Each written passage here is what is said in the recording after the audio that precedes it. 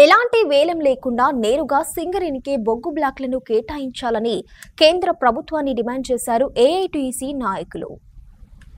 కేంద్ర ప్రభుత్వం సింగరేణిలోని బొగ్గు బ్లాక్లను వేలం వేయడాన్ని తీవ్రంగా ఖండిస్తూ భూపాలపల్లి ఏరియాలోని జీఎం కార్యాలయం ముందు గత 4 రోజులుగా ఏఐటీయూసీ ఆధ్వర్యంలో రిలే నిరాహార దీక్షలు చేపట్టారు.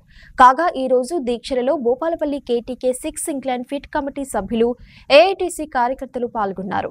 సింగరేణి బొగ్గు బ్లాక్ ను సింగరేణికి కేటాయించాలని నినాదాలు చేశారు.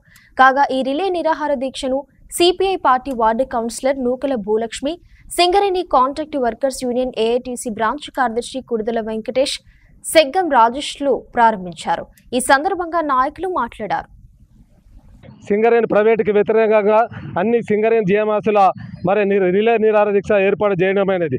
ఈరోజు కేంద్రంలో నరేంద్ర మోడీ వచ్చి నెల కాకముందే ఈ సింగరేణి తల్లిని ప్రైవేటీకరణ వేగవంతం చేస్తుంటే సింగరేణి కాలీస్ వర్కర్స్ యూనియన్ ప్రైవేటీకరణ చేస్తే చూసుకోకుంటుందని అన్ని ఏర్లో నిరాహార దీక్ష ఇలా సాయంత్రం జీఎంఆర్సీ ముంగట భారీ ధర్నా కూడా ఏర్పాటు చేసినాం. అది కేంద్ర ప్రభుత్వం ఆనాడు పెద్దపల్లిలో కిషన్ రెడ్డి గారు ఈ సింగరేణి ప్రైవేటు చేయం, ఈ సింగరేణిలోనే ఉంచుతామని మాయమాటలు చెప్పి గద్దెనెక్కి నెల తర్వాతనే ఈ సింగరేణి గనులను ప్రైవేటు వేగవంతం చేస్తున్నారు. కాబట్టి రాబోయే కాలంలో ఈ సింగరేణి వ్యాప్తంగా రాష్ట్ర ప్రభుత్వం కేంద్ర ప్రభుత్వం 50-50% ఉంది. కాబట్టి రాష్ట్ర ప్రభుత్వం కూడా ఆలోచించి ఈ సింగరేణి ప్రైవేటీకరణను అడ్డుకట్ట వేయాలని Singareni Kallis workers union demand చేస్తుంది.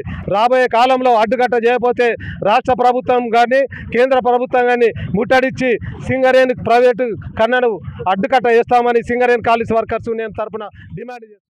సింగరేణి వ్యాప్తంగా Singareni Kallis workers union AITC ఆధ్వర్యంలో నిరాహార దీక్షలు సింగరేణి వ్యాప్తంగా కొనసాగుతూ ఉన్నాయి. 4వ రోజుకు చేరుకుంది.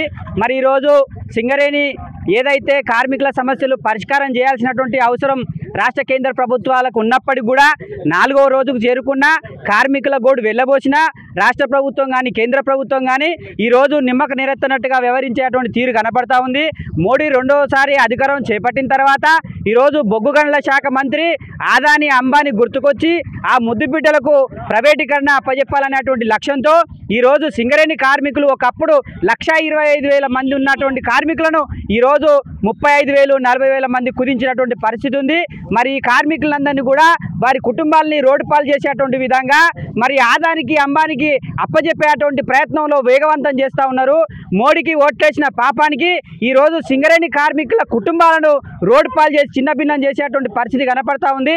కాబట్టి సింగరేణి కాలీస్ వర్కర్స్ యూనియన్కు ఈరోజు సింగరేణి కాంట్రాక్ట్ వర్కర్స్ యూనియన్ మద్దతు తెలియజేయడంతో పాటు వారి కార్యక్రమాలలో వారి ఆందోళన కార్యక్రమాల భాగస్వాములు అవుతామని ఈరోజు మద్దతు తెలియజేస్తూ సింగరేణి ఏదైతే కాలీస్ వర్కర్స్ యూనియన్ ఏదైతే సమస్యల మీద ఈరోజు నిరాహార దీక్ష చేస్తుందో తక్షణం కేంద్ర ప్రభుత్వం పట్టించుకొని రేపు భవిష్యత్తులో మీ ప్రభుత్వాన్ని పడగొట్టకుండా ఏదైతే బొగ్గు గనులు సింగరేణికి అప్పజెప్పిందో ఆ సింగరేణికే అప్పజెప్పాలని చెప్పేసి ఈరోజు ఏఐటీసీగా డిమాండ్ చేస్తూ ఉన్నాం.